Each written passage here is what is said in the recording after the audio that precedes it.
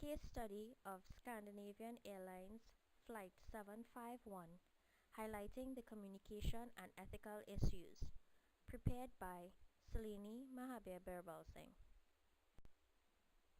On December 27, 1991, Flight 751, bound from Stockholm, Sweden to Copenhagen, Denmark, crashed shortly after takeoff.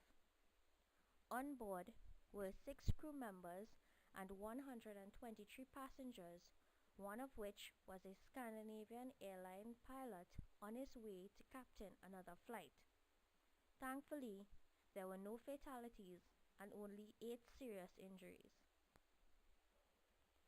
Prior to takeoff, Captain Stefan Rasmussen ordered the plane to be de-iced a second time since it had been left overnight outside in the snow and rain.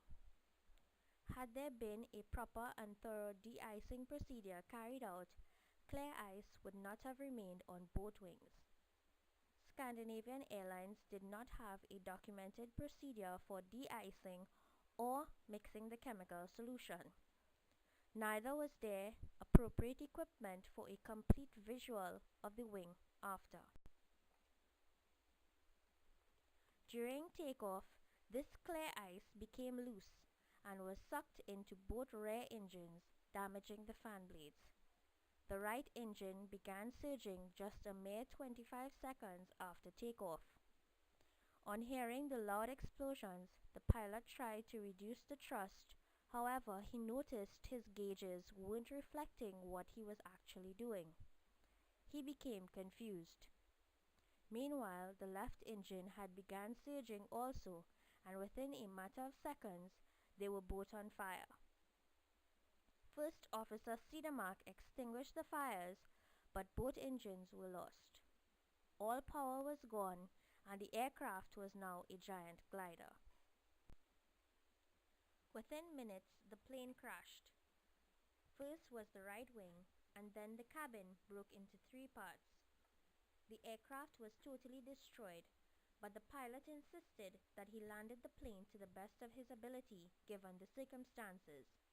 He was an experienced pilot that took his job seriously, since people's lives depended on it. There was no evidence to accuse him otherwise. His distress call to the tower came too late. There was no possible alternatives. He just had to land the plane safely. This limited the time for the emergency response team on the ground to mobilize to the crash site, leaving his passengers injured and in the cold. Through the open cockpit door, the pilot informed the flight crew about the emergency landing, and they in turn instructed passengers to assume the brace position. This action is what saved many lives. After thoroughly investigating the incident, it was identified that the aircraft was equipped with an automatic thrust restoration system, ATR, which automatically increased the thrust during the surging as the pilot tried to reduce it. This led to further damage of the engines. Both the pilots on board and the airline was not aware of this feature and its capabilities. If it were communicated to them, then they would have been able to handle the situation differently.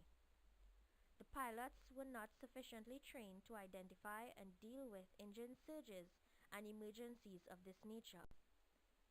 They did not adequately use the emergency malfunction checklist, which is the protocol that would have guided their safe landing. Who is to blame? Don't know?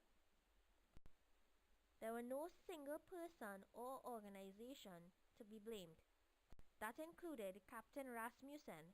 However, he never flew again.